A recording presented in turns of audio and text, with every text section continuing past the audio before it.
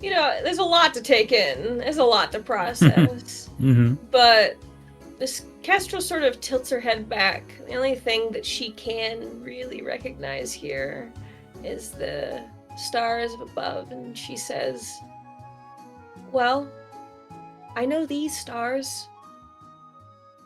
I would look at them with my brother at night. I recognize them, but everything else is different. It's, I think it's a little...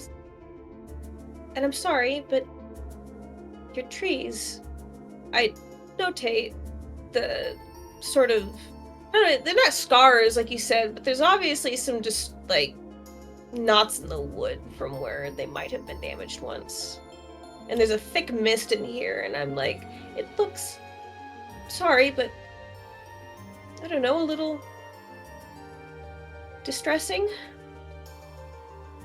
And she kind of tilts her head a little bit. She's like, well, I'm certainly not offended, but in what way? Well, my grove is full of life. You can feel everything everywhere around me, pulsing with blood and warmth, flesh. I can feel the forest, but I can't feel anything here. Things are so... feels dark. And can't see very far, and your trees, they look damaged. And she nods and she says, once upon a time, my trees did look vibrant and alive. When I was younger, when I was still part of the grove proper, that's when they looked that way. And she sort of holds her hand out, and in this dreamscape, you can kind of tell it's almost a conjured image, a memory. You see her staff appear in her hand. Mm-hmm. And she looks at it, and she looks at the kind of the tree on top of it, and she goes, I was uprooted when I was young by a group of very evil, foul creatures. I don't know if you are familiar with them, but they're known as hags. They survive, they thrive off of the suffering of others. And they saw me as a thing to be tortured and punished. They stole my tree, they took me from my grove, and this is what it has become. And she sort of moves her hand around the small little bonsai-looking tree at the end of the staff. And she goes, the time when I used to take root in the vibrant forest of my home is long gone. This is what's left of it. There was a time when I hated it, when I resented what they had done to me, but... well, had it not been for what they did, I wouldn't be able to travel the world like I do. I'd still be in that grove. So think of all the good that I've been able to do since then.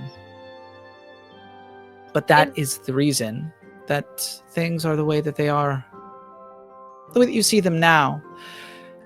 The darkness that you feel is because I do not bear the same connection with my grove that I once did. We can never truly escape it, of course. But it is not what it once was. Kestrel digests that with a bit of empathy and distress. And she says, I don't know what a hag is, but I do know what it's like to be taken from my grove at a very young age. And tormented. For science, they said, but it was a torment all the same. And she nods and says, just sort of in agreement, sadly, hags are not the only beings that often thrive off of torturing others. And Kestrel will look kind of off into the colorful part of the forest and maybe start walking that way a bit, and she'll ask, how did you get through it? And what they did it live with you for long after it happened? And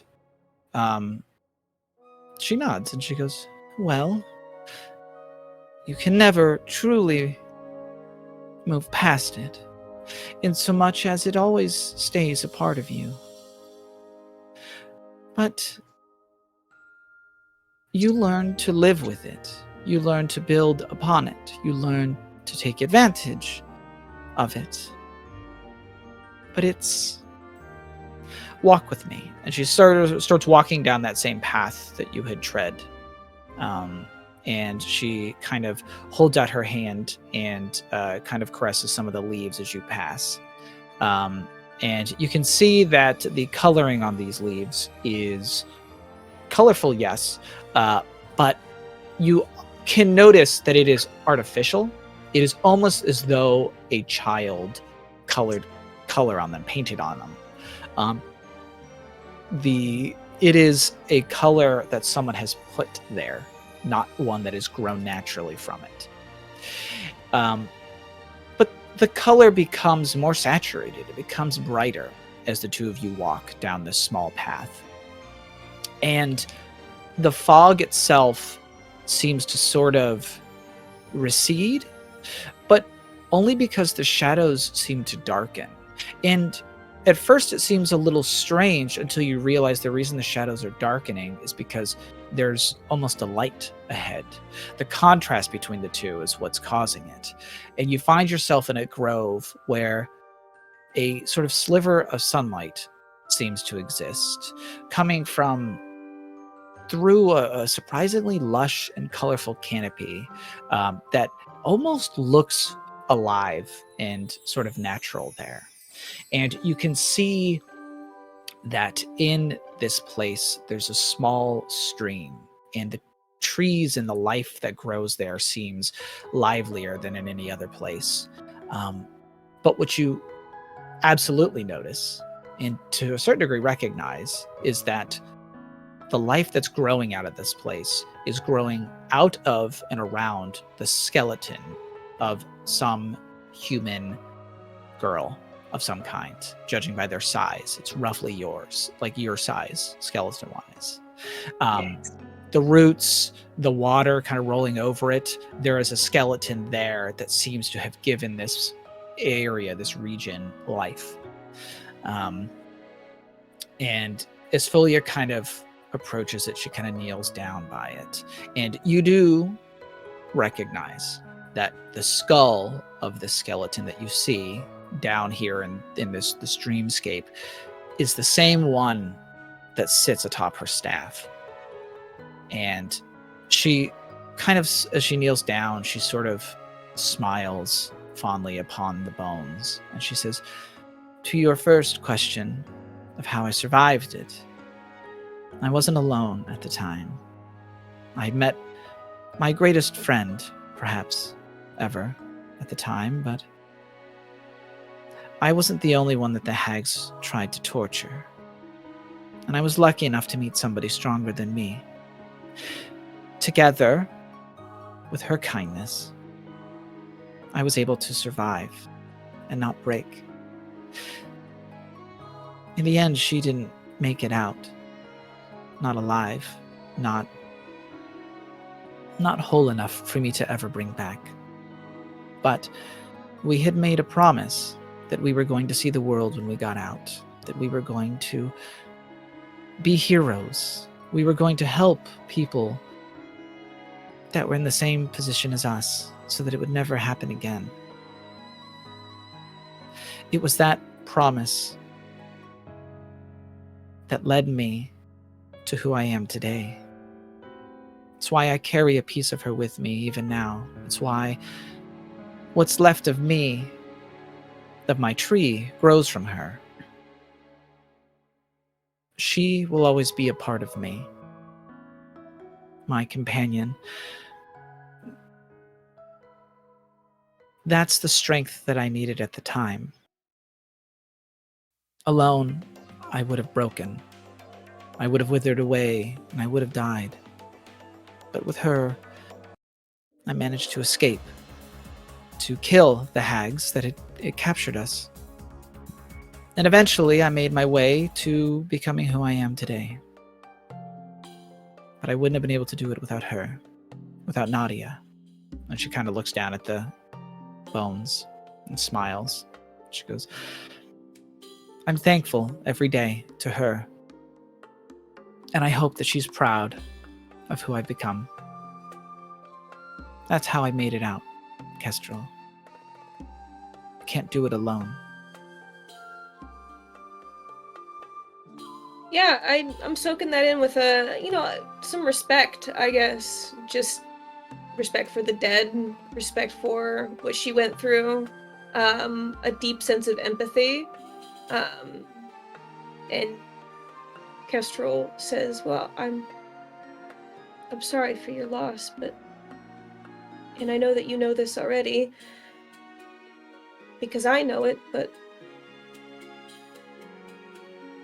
it doesn't change anything that you lost her, that you still are the way you are now. And I guess I ask,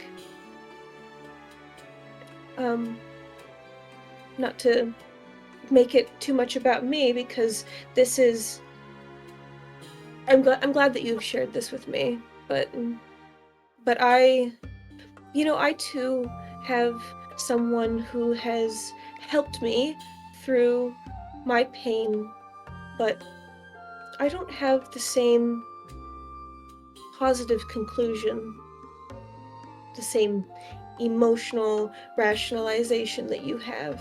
I feel very disconnected from them. And she takes it in and says, well, are they still with you? This person? Sort of, yes. I She hold out my hand. Okay. And I'm like, I could show you. And she kind of nods, and she goes, very well. And she kind of takes your hand. And I'm going to pull her into my grove. Okay. I won't have you make a check here, given how this has all worked. But yes, so you sort of take a step backwards, and it's almost as though you're stepping through one part of the trees, almost out of her dreamscape, and then through the trees into yours. And you are now standing in the middle of your grove. And I don't know if you want to describe it briefly, at least as it looks to Folia. I know we've touched briefly on it as other people have sort of been drawn into it, but what does it look like now for Folia? Well, I pull Folia into my grove. It looks basically in the same way that I described it moments prior. The pulsing life, the trees of bone, the marrow trees lined with bits of skin in places and cracked in places with a clear oozing of red. The grass itself, I mean, there is no grass, but the ground itself looks fleshy and sort of almost interwoven with this vascular system, like roots almost, but sort of pulsing and like thrumming with life. As you look up, the canopy is this stretched membrane. If you ever stretched like tanned skin, you can sort of see the veins underneath, marked with holes and extending upwards. You can't see the sky from down here. And, if you looked in one direction, you could probably see like that river of blood that has been mentioned several times. there is so much flesh. There is no hint of plant life whatsoever. That is what everything is made out of.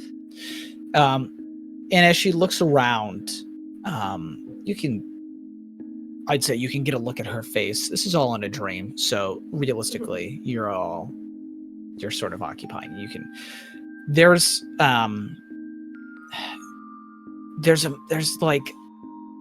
an expression of both sort of sadness and like shock. But as she looks around, you then sort of see her sort of like kind of bring like her hand to her face, and you can see a tear kind of roll down her face. And she says, "It's beautiful, Kestrel. It's so different, but I can see it.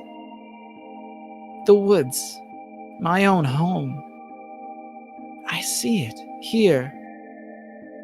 An echo of what it was, separated and changed into something I could never have imagined, but it's here and it lives on. It's truly amazing." I tilt my head at that, and I'm almost confused because every other person that's seen it has reacted with fear and horror. And I don't know, maybe I smile just a little bit, and I say, I think you're the first outsider I've shown that's been able to see it. And I don't know, I've sort of distracted myself now because this is so fascinating to me that she's actually like finding the beauty in it. And I hold out my hand to her and I say, "Come here, I want to show you something then, before I show you the rest." And she takes your hand. Mm-hmm. I take her hand and I place it against the tree. Okay. And the feeling that I think she should be evoking in that is, especially since she's drank my blood, the blood of the grove, she should feel the life of the forest pulsing underneath. She should feel everything, the veins, the vascular system connecting all of the life here, and it's powerful and alive in a way that the world outside to me does not feel. There's emotion here, there's sensation, and it's, yeah. And she sort of almost chuckles a little bit, and she goes, "It's so loud compared to the woods I remember. But the beat is still there, the life, the thrum of it. It reminds me of home. The music is the same, but the instruments are different." And she just sort of smiles and kind of takes her hand off the tree, and she goes, "We are children of the same grove, you and I. Lost," and she kind of looks at the trees and she goes, "scarred, changed in a way. But I'm glad to have met you, Kestrel." And I didn't trust you at first, but I'm very glad to have met you now too. And she kind of smiles and kind of wipes away a tear, and she goes, "I'm glad to hear that." This isn't what I brought you here to show you. It's gonna get maybe a little sadder, actually. And I sort of gesture. But I'm glad we had this moment, and I start walking in another direction. Okay, and she follows you, and she just says, "What troubles you? My brief conversation with your friends seemed to indicate that you had a great deal on your mind." Well, you know that I am a druid, right? She nods. Do you notice anything is different about that here? And she kind of tilts her head and she goes, "I did not want to presume, but yes, most druids have a very close bond with their kin spirits." And I have not yet seen yours, even here, in the place that should reflect your soul. She hides from me, and she guards something. And I'm just taking you to show you what that is. And she doesn't say anything else, but she'll follow you. Yeah. And as we wander deeper into the woods, it could go on forever. It's a dreamscape. But eventually I don't want to say the trees part, but it becomes clear that in the distance, this structure that is so alien to this environment becomes obvious. It almost looks like the darkness that precedes the horizon when you look into a dark space at night becomes clearer as it comes into focus. The stone or black metal walls of a facility, the facility that she was that she was kept prisoner at, comes into focus. What could have been the horizon now, because we're getting nearer. It's quite clearly just a building, and there aren't very many defining features from the outside. Kestrel's never really seen it from the outside, but she knows what the inside looks like, and the outside is constructed in a very similar fashion. Same materials. There's just lots of gray walls, lots of piping, or like electronic devices on the outside. She can't really comprehend what they are, besides having experienced their function previously. A sprinkler system to put out a fire, cameras, or not cameras necessarily. What would be the equivalent? They often they can use. You guys have sort of bumped into something similar. It's like a skull, like a necrotech device, where there's basically like skulls put in walls that kind of function as like scrying or like viewing devices. Yeah, and around the facility, as we approach it, a sort of shadow passes overhead. The brief flitting of something in the trees, and if you were to look up, you might be able to catch a glimpse of Kestrel's kin spirit flying through the trees. It's elusive. You can't quite get a great look at it, because it just seems to just always be out of reach, always out of sight in some ways. Okay. And just beyond the facility, somewhere in the woods, in that darkened space surrounding it, it dive bombs and sorts of tries to pluck at something, just hidden just behind one of the many fleshy, marrow trees that erects up into the sky. And the shadows scuttle and try to get away.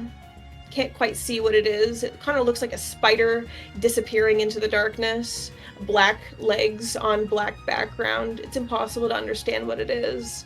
But the Kestrel dives down and plucks at it, ripping it out and swallowing it. And Kestrel says, this is what my kin spirit is. This is what she's doing. And this is where I was held. And Folia kind of looks at it all, and she says, I recognize this place, at least some memory of it that you have here. The Ashen Cordon, of course. I'm sorry that this has happened to you, and that you were kept here. She kind of looks out to the woods where the orchestral spirit, or the kin spirit was. And she goes, what is it that your kin spirit hunts out there? And, Kestrel sees the other instincts it plucks away at times.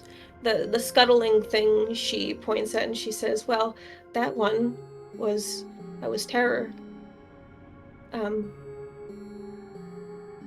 It hunts hunger too, and the meaning kind of rolls through her as you described it the other night. She goes, the instincts that you spoke of, those beings, that's what it hunts. Yes. I see. Protects you from them. May I ask then, Kestrel, why do you think it protects this place? I think she protected me while I was in there. She was the reason I survived. My friends may have come and helped whisk me away after Rachel broke me out, but I wouldn't have made it that far without her. I wouldn't have made it a year or however long I was in there without Kestrel, without my kin spirit, because when I was in danger, she would transform and save me. When I was afraid, she would save me. When I was starving, she would save me. Every time. And every time, I turned into the monster that they studied. Do you resent her for that? I don't know. I had a dream last night. A memory. I scarcely remember it most days. Sometimes I don't try to think about it very much, you know? I just don't want to be there anymore. But I remember it. I remember the goat they locked me in a room with after starving me for days, a week. I don't even know how long, but I remember it, and I was so hungry. And I refused to eat it. And eventually, they infected it to provoke me to attack. And I did. And she took over, and I feel so much guilt for that.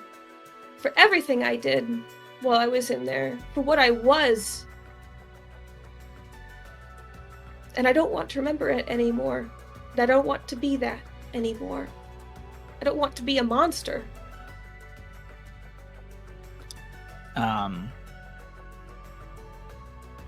She nods and she goes, I understand. She kind of holds out a hand and kind of rotates her arm a little bit, and she goes, when you look upon me, what do you see? I see. Dryad. And she says, look closer. And as she says it, you can kind of see what she's talking about, as evident by sort of the intent that she's trying to show you, and this is a dream. You can see that there are scars on her, like knots in the wood. It's strange because in some ways it's not the way that a tree would be damaged. It's almost in the way that an animal would be damaged, flesh and bone, but it seems to have translated onto this sort of metaphysical wooden skin of hers. It looks strange, but it is there, albeit subtle. But there are scars all over. And she says, I still carry my scars with me to this day. The things that I suffered through. I still carry Nadia with me. The strength that I had at the time. But those emotions don't hold me back, Kestrel.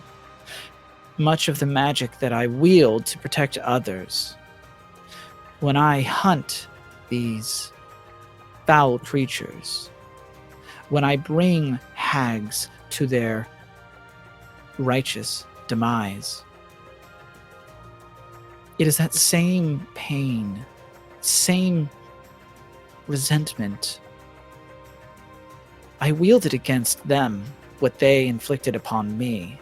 It is a source of strength, both Nadia and the hope she gave me, as well as all of the terrible things that I was forced to endure. Both of them shape who I am today. What happened in that facility, the person that you are with your kin spirit, I hope in time you can learn to not hate it or resent it. You are here today with your friends. You are doing good. You are helping me help others because of what your kin spirit did for you then. It is okay to look back at those times and feel the way that you feel. It is right in many ways to feel those things. It is what will push you forward. It is what will help you. It is what will shape you. I just hope that you can learn to love that shape and not dwell on the things that could have been.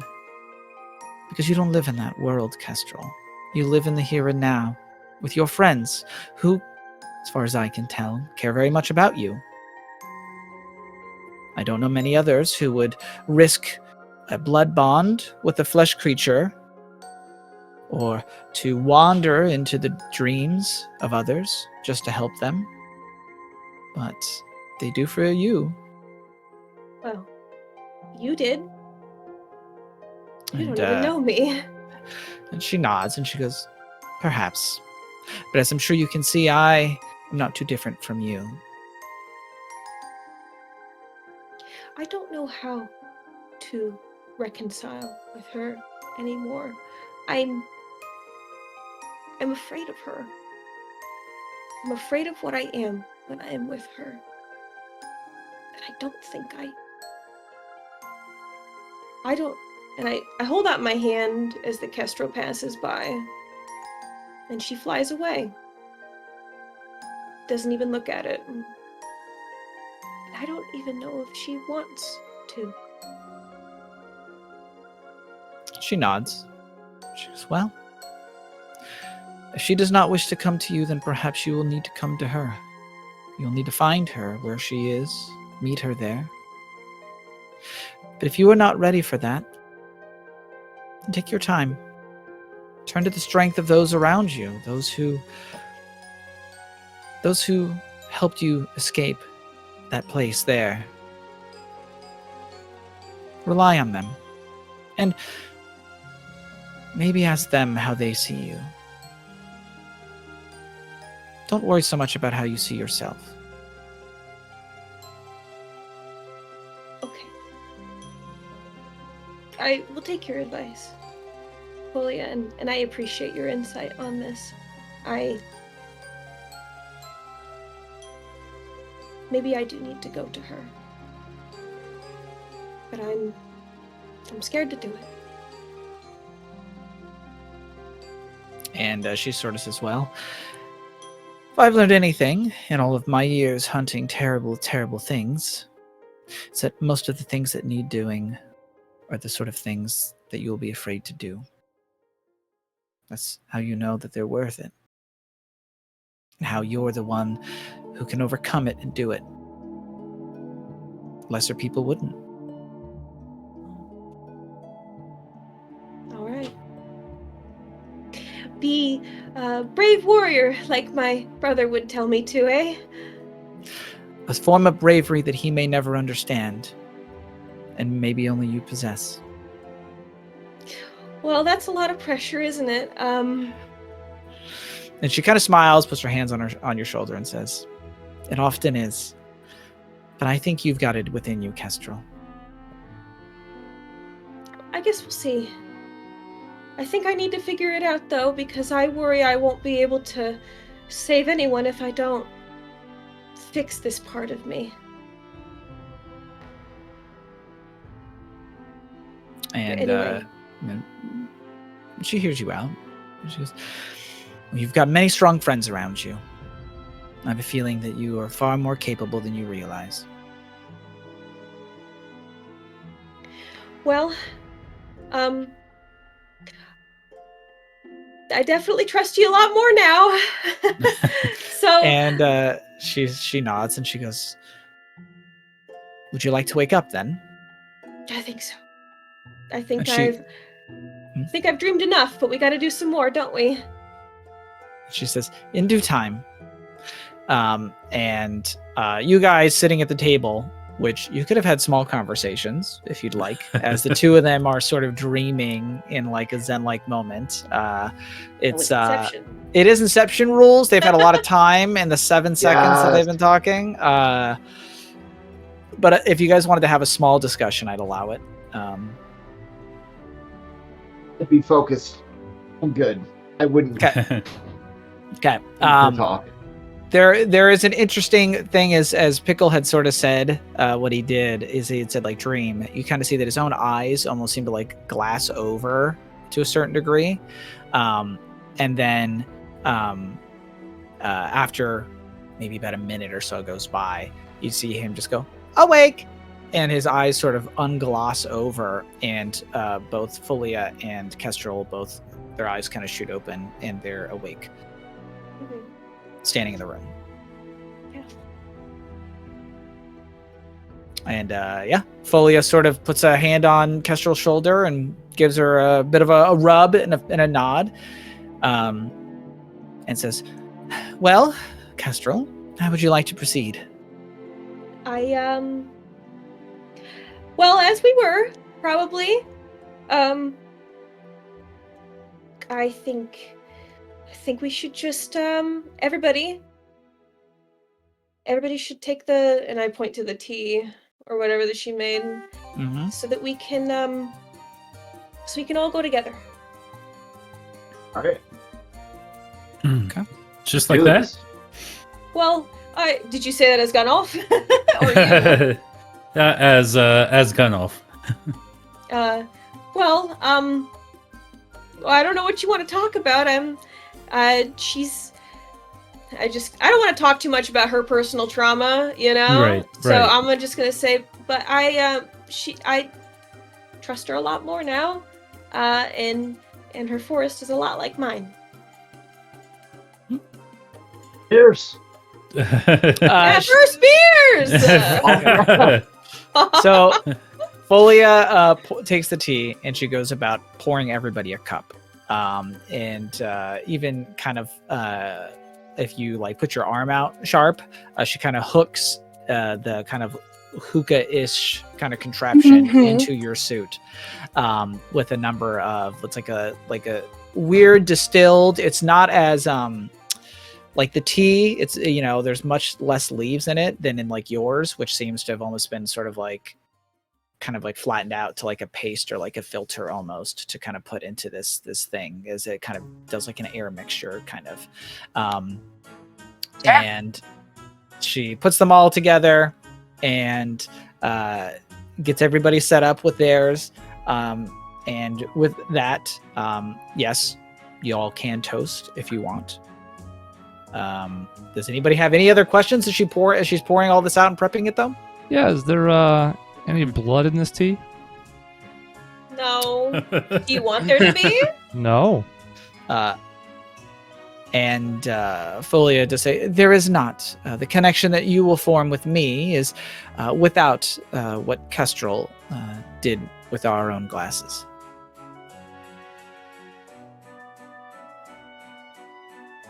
Yeah. I can add some if you like.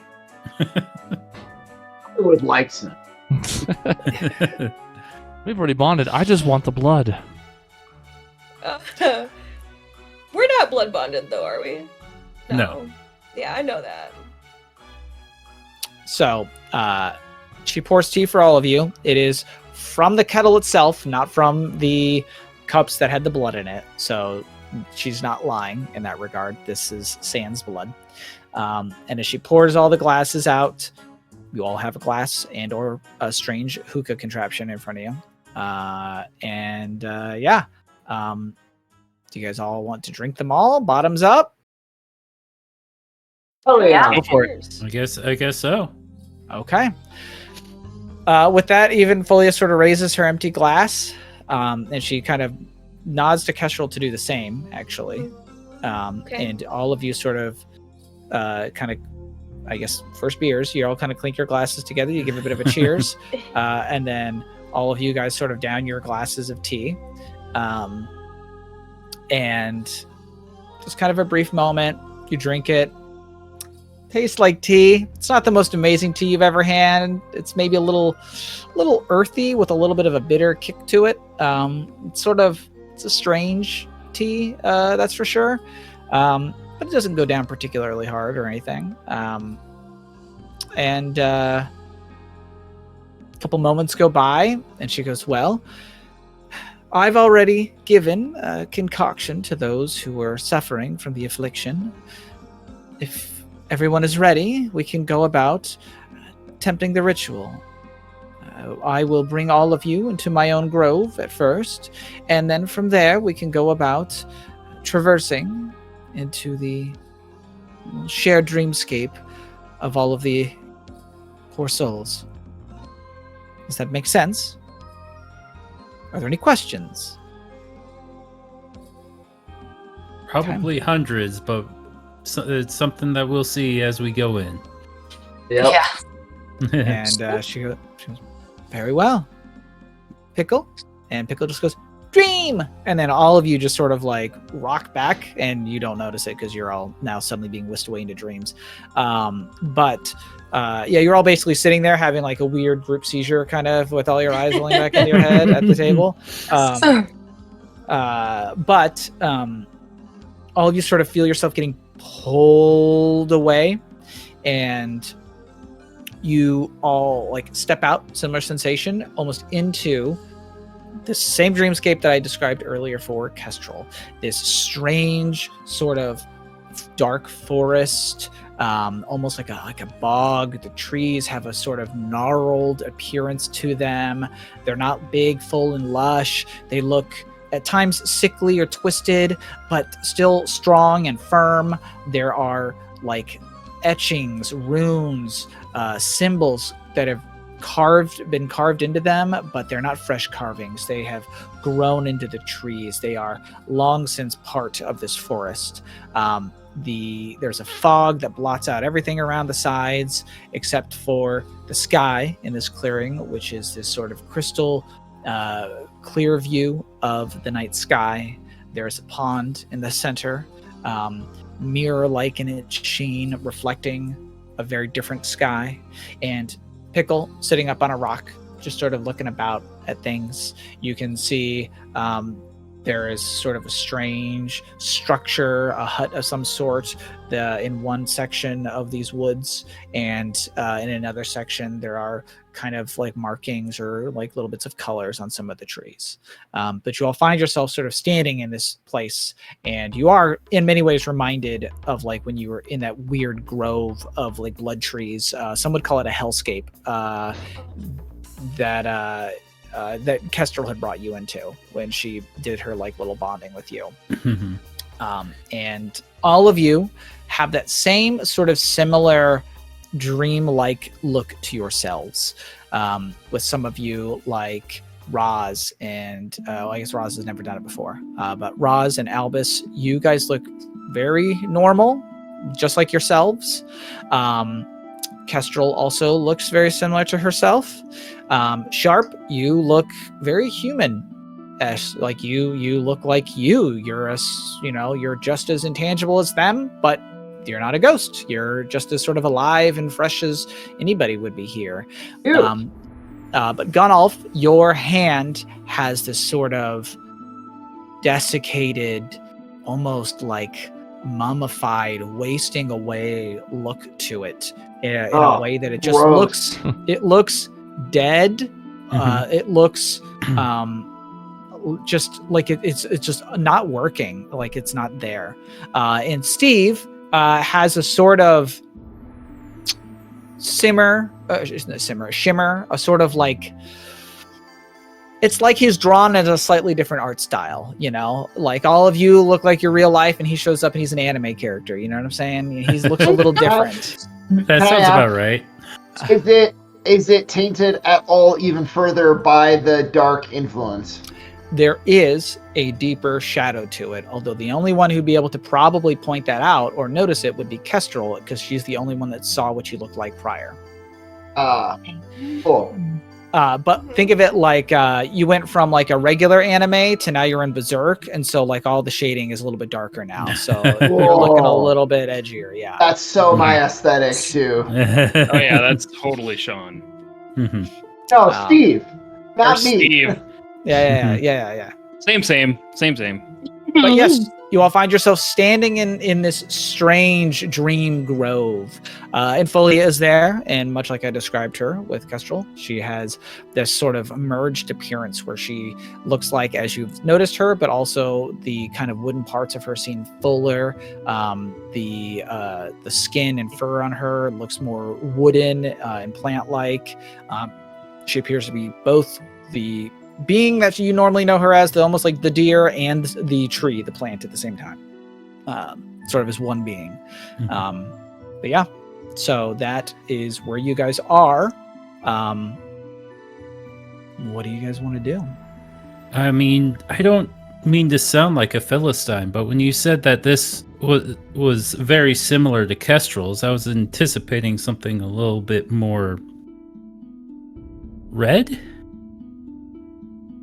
I meant in like in the way I feel about it.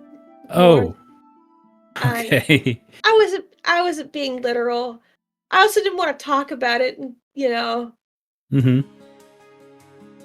felt rude. And Folia says, well, welcome, all of you, to my personal grove, my dreamscape. This is not a place that everyone has had the good graces of visiting. And you won't be able to come here often, not unless you are able to indulge in this kind of ritual again, and I allow it. But for the time being, we are all here to serve a task. So unless there are any questions, she kind of looks to everybody. Not a question about this, but I think Albus is kind of, he saw it before, but he's still kind of interested in Sharp being a human now. 'Cause he's only known her as her spirit form. So he's just kind of looking over at Sharp and looking over at Steve and being like, is this what she looks like?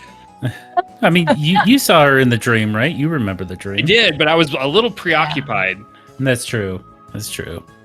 And Folia's eyes, as she looks at everybody, she obviously notices, like, you can see, like, her eyes flick down to Gunnulf's hand, and she spends a couple moments taking in Steve's whole ordeal. And If I notice her looking down, I will absolutely like bring it closer to her so she could take a more direct observation. Okay. I'm trying to recall. Did you mention that you had the disease to her when you guys were all talking that day? You guys covered a lot of stuff, but I'm trying to remember if you covered that one. I don't think we did. Okay, I didn't think so either, but I wanted to make sure. So. Okay.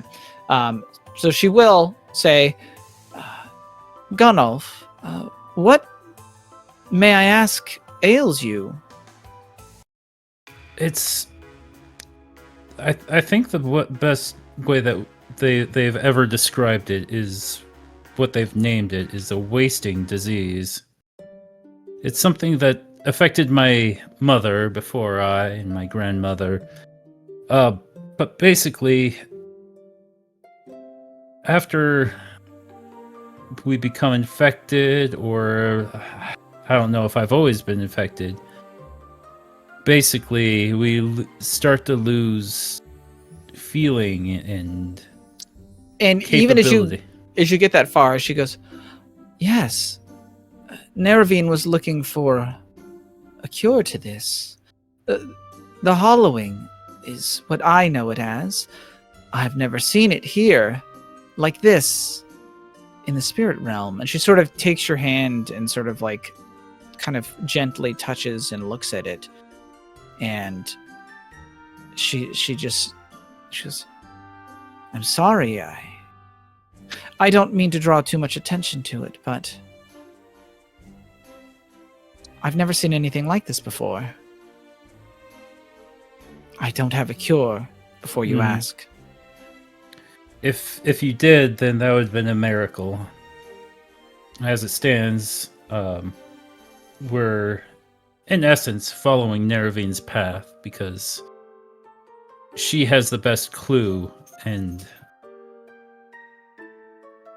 we're gathering what bits and pieces of her journey that we've been able to glean.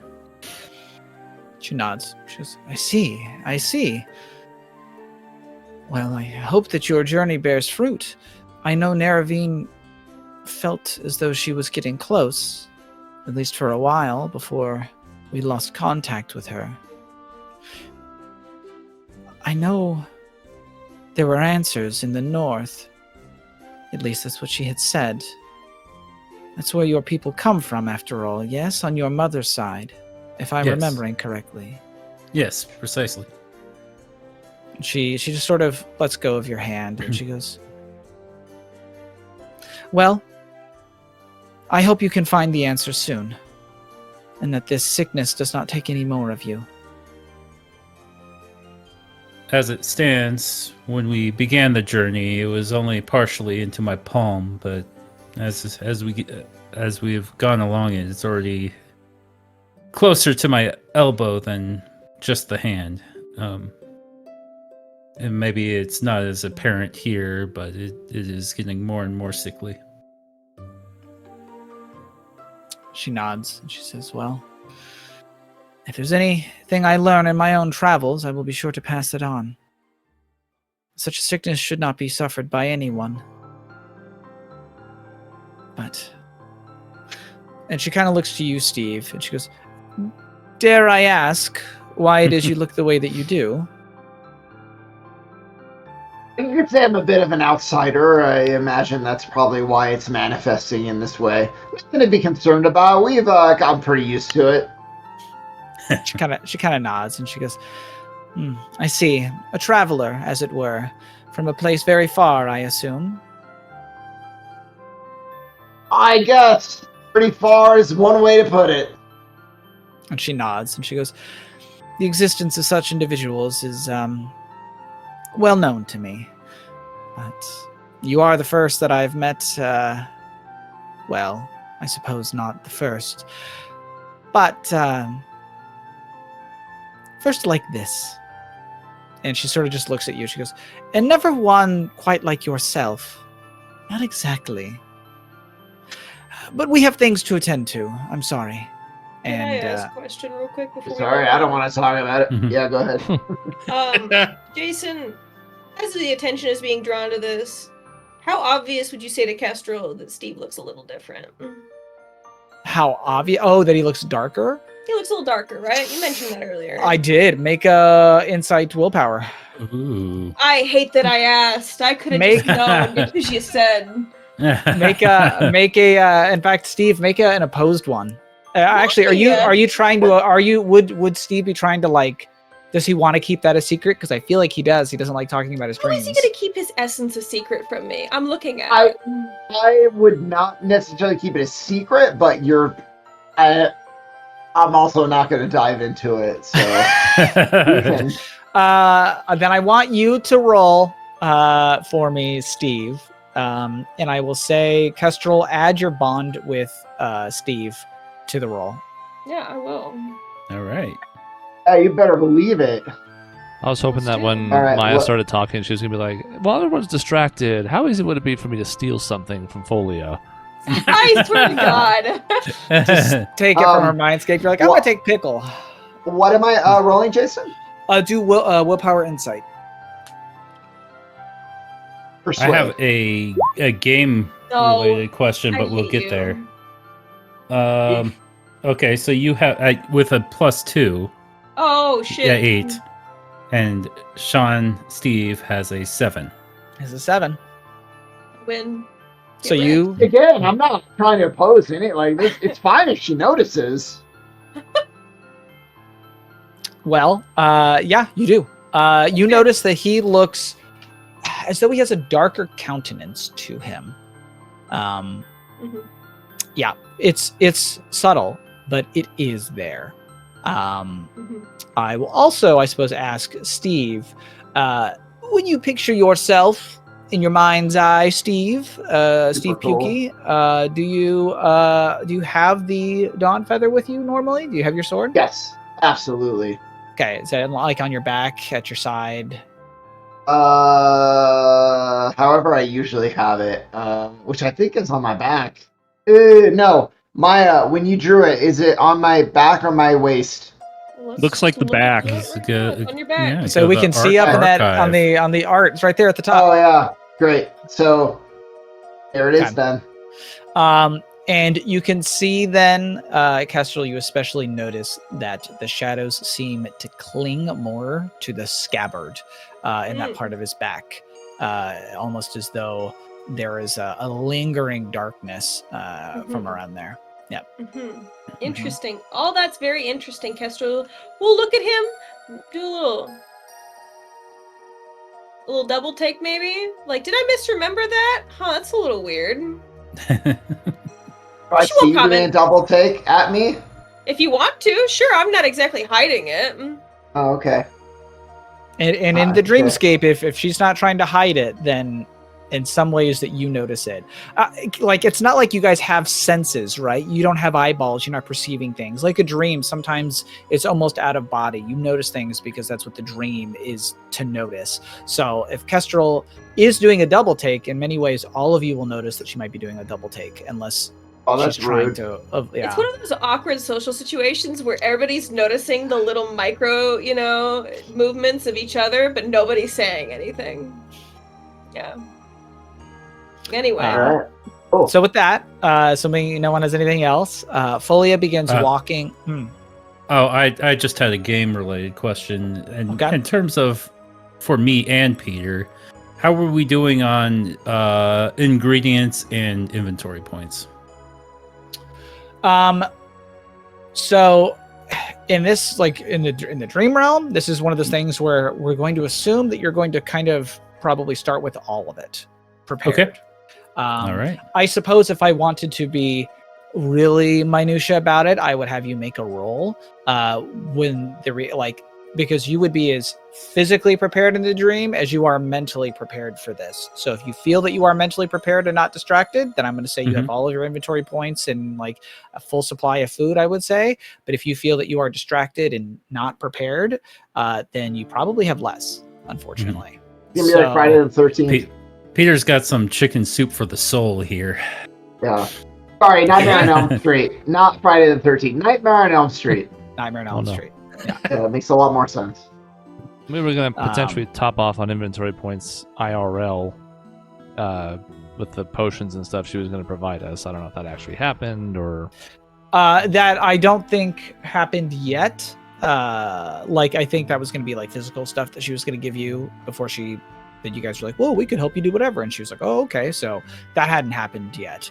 But in the dreamscape, that wouldn't necessarily matter, I suppose. Not yet. Yeah, that's a good point. But yes, so you are, if you guys want, like, fill your inventory points up or make a mental note that they're going to get filled, or count as filled. Yeah. And realistically, Peter, we're not there yet. But if we get into an encounter and you need food and you start running out of ingredients, you could kind of dream up ingredients as you go if you absolutely need to. Yeah. The rules for being in a dream aren't going to quite follow the same way. So logic. If I dream them, they don't take away from my actual inventory? Yes. Like you should probably keep like a separate dream pool inventory. Of food. Yeah. Got it. Yeah. And I might even let you come up with some like, oh, I remember this in my past, or oh, I wanted to make one of these. You can sort of do a hook, if you can imagine the food, it's there, it's real. Okay. You know what I'm saying? Yeah. Sweet. Peter, could you make a gun as an ingredient, please? A pizza gun. Yeah. Pizza gun. Yeah. Shoot the pizzas. But sorry, yes. Maisie is just got me thinking about pizza now. Oh yeah. Pizza does sound good. So you guys start walking. You follow Folia, and she starts bringing you towards this kind of strange, this hut, this shack. And as you get closer to it, you realize that like is kind of creepy and spooky as it looks in some ways. There's a hominess to it. There's a bit of like a comfort kind of coming out of it, despite the fact that looking around, if you bumped into this in the woods, you'd be like, I don't know, is this place okay?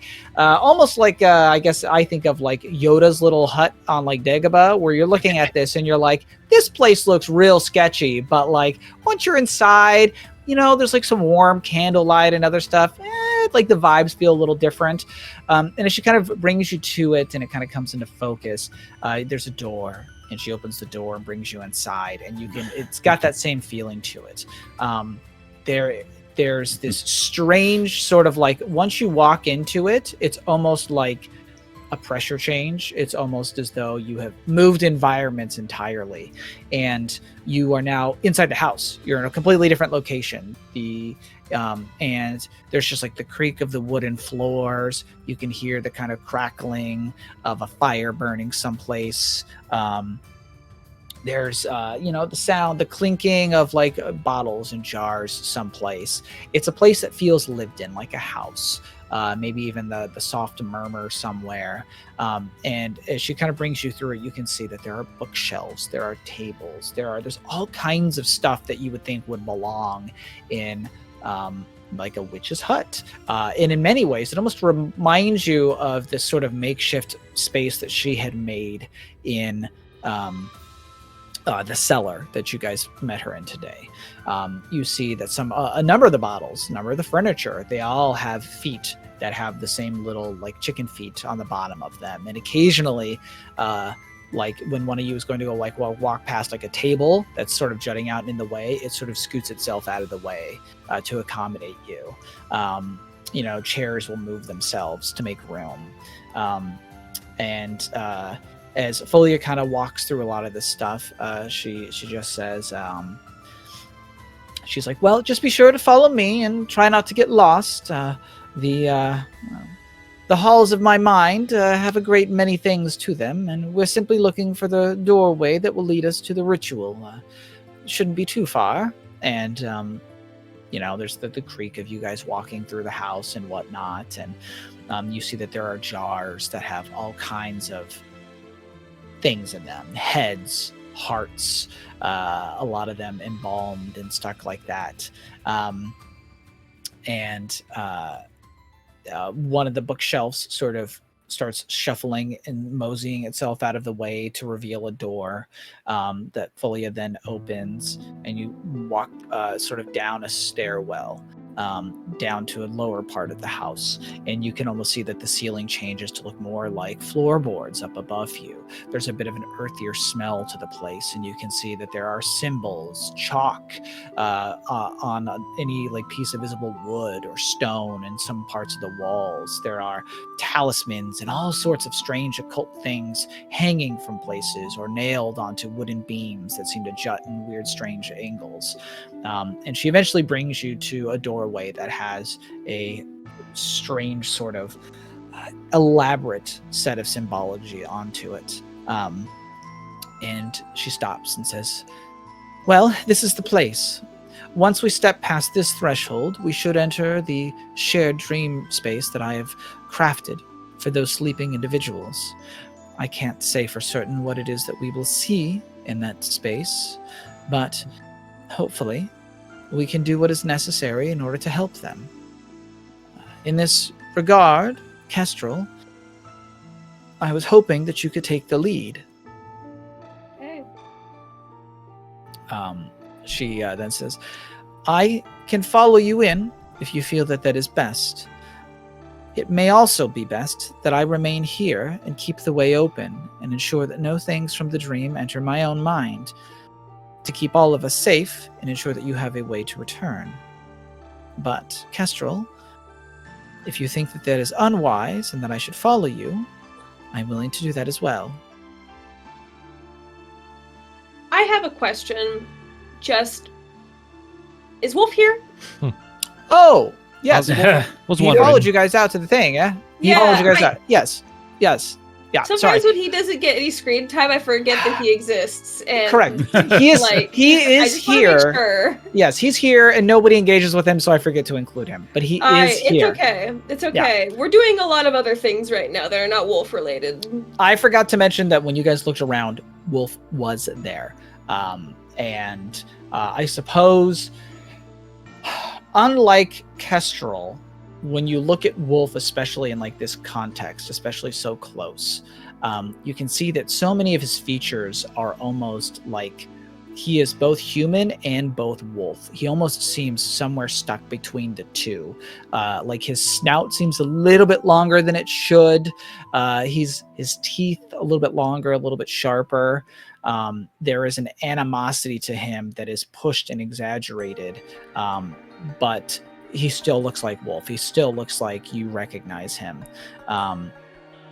But yes, he is not full beast in a way that you have known him. He is not the very handsome, rugged man that you have also known him as. He is sort of an in-between to a degree here in this place, in this moment, at the very least. Mhm. Obviously, you guys have never seen him in this context before. You've only ever seen him as a dream representation of himself before. So that's a little different. But I suppose if you guys wanted to make comment, he might have actually mentioned to you, Kestrel, and probably just you, because he prefers to talk to you, is that this place does remind him of the Grove a little bit. He kind of sees the resemblance as well. Okay. And since we're sort of past that point, that's interesting. I probably would have, like just nodded and said something small, like, yeah, bit sick in places, but a little not as lively, something like that. At the time. He would agree. He goes, I agree. It is not as noisy, but I see the similarities. It is there. In the sky. Different, but the same. Okay. To return to Folia's question about whether or not she should come in or if she should guard the way back into her mind, I'm going to ask, is that, like, normally a problem? Like, and you sorry, worry that things will invade your mind? And she says, well, I suppose it's always a risk when you share dreams that people will bring some of themselves with them. That's what we'll be doing into their minds. We will be invading it, so to speak, putting ourselves there and bringing what we want with us. Typically, I am not worried about such things, especially not with, and I mean no offense with this, but the minds of the common individuals who are not so skilled at this sort of thing. But given some of the earlier discussions that we've had, it sounds to me that some of the instincts, she kind of looks to you, Kestrel, to make sure she's getting the terminology right, the instincts that we're dealing with may be rather skilled at existing within the mindscape this way. If that's true, then there are concerns, at least for me, as I am the entry point. Well, my grove is guarded, as I showed you. Mine is kept safe by my kin spirit, but I suppose that yours isn't. Is it? She nods and she goes, that is correct. Although Pickle can keep a keen eye on a great many things, and has his own ways about him. And she looks at him and he kind of does a little spin. She goes, he is not as well versed at dealing with all types of intruders as I would be. Okay. I am having Ismaya to have to weigh in my mind the value of whether or not Wolf should guard against or if Folia should guard. Because, like, Folia guarding her own mind, yeah, makes a lot of sense, but Wolf is probably going to be the most adept at hunting down any of these instinct creatures. If indeed they manifest in the same way that our shared dream did the other day. He's a big tank and kills these guys regularly. So, do I need Folia's help for the, mental battle of, dealing with the terror? Or do I need Wolf's martial skill? And that's sort of what I'm doing right now. That's the reason why I haven't really arrived to a conclusion yet. And I guess I can kind of just pitch it to you guys too if you wanted to weigh in. I'll probably say something to that effect. I'm trying to decide whether or not it would be better to have you, Folia, someone with more skill in dealing with the dreamscape and the things that lie within it, with us in the confrontation, or if perhaps my brother should stay behind to guard the way. He's very adept at hunting down the instincts, curiosity specifically, but the instincts too, all of them, live within the Ashen Cordon, so perhaps he could? Or do you think... I don't know. Does anybody have any thoughts? I think in this term we're weighing knowledge with experience. And based on the fact that we're in Folia's dreamscape and her grove, I feel it's better for her to be with us and having Wolf protect and fight against the against curiosity and the other instincts. Wolf, for his part, will say, I do not know much about dreams or strange places like this, but I know how to hunt the instincts. I can protect any place you ask me to. Nothing will get past me. Could Pickle stay with him to at least help initially point out oh hey, that's something bad, just someone else who also knows? Could that be an option too?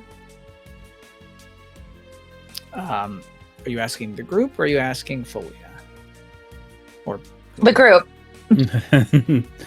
I guess Folia would know best, right? It's Pickle knows the area, so she does. He would know what's off. Oh yeah, she says, well, Pickle does know. Pickle would be able to spot a great deal, I suppose. And him and I are connected, so if Wolf were to run into any problems, Pickle could alert me. Yeah. It's not a bad idea. And they could have conversations. Yeah, we could cut back to me having conversations with myself. Yes. Two very different voices. Yeah. To that end, What are Roz. you doing, little creature? Yeah. Sorry, go for it. Hi. To that end, Roz will say, this is all new to me. Most of you have been in some form of this before, and I haven't, but I can at least help in a fight. It'd be nice, though, Kestrel, if you had some help on the other front. So I think Folia should go with us. I think I agree. Folia, have you dealt with much dream spirit land trouble before? And she says, I have. However, most of the enemies I have fought are hags and other creatures that deal in the occult and such things. They wield nightmares and terror and suffering, but not quite as you describe it. The things that you have described are, well, far more primal, as you name them, instinctual, than the conjured, shadowy, weaponized nightmares that I have fought. The things I fought are the things that I have seen. It's very obvious what they are and why they are there, how to get rid of them. They're conjured, they're not real. The things that you describe, I cannot say I know how to uproot them the same way. That's okay. I guess that's my job, right? So, I was just hoping that there would be somebody else that could support and maybe have a bit more know-how in the process with me. Not that I need you to know how to do it, but as much as I love my brother is not a man particularly compelled by the spirit lands. And she says, well, the best I can do is offer a point of navigation. All of you bear a bond with me, including Pickle. I can know how and where to find each of you should we need to do it. Well, I think that settles it then. I think that you should come with me and us, all of us, and that Wolf, you should stay behind to guard the way. And Pickle will be able to alert you to any intrusions into the other sections of Folia's spirit, her mind. And Wolf, he nods and he goes, very well. I wish you luck on this hunt, little bird. But I will defend this, as you say. I will ensure that you have a place to return to. Me and the little one. And he nods, and Pickle goes, yay! Okay. And yeah, I'll probably give Wolf a reassuring pat, and I'll say, we'll be back. It'll be okay. And he gives you a nod and like a firm grip of the shoulder. Yeah. Shake me a little bit. Like A little bit. Yeah, She wakes up.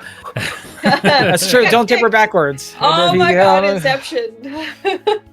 Yeah. No, I think we're ready to go. Okay. Well, then, with that, Folia gives everyone a nod to ensure everyone's ready to go. Then she goes to turn the door handle, open the door, and we'll end today's session with that. We'll pick it up next time. Time to go do a dream fight 2.0. Dude, Jason, can we just like conjure like, I want a fucking cannon. I want a bazooka. A dreamscape. It's not going to be quite like, I mean, no, but mainly because it's not your dream, right? You're not in your dream. You're dreaming in somebody else's dream.